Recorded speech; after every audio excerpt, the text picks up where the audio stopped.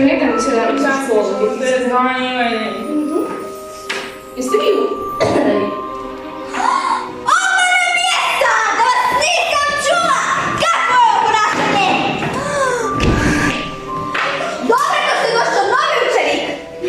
Dobar dan, ja sam...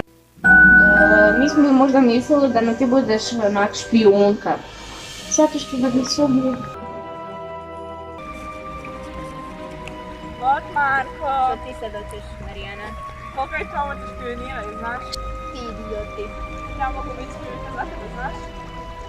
Ima li šta novo o Marku? Da, saznala sam da. Bog, šta ima? Izdala si me.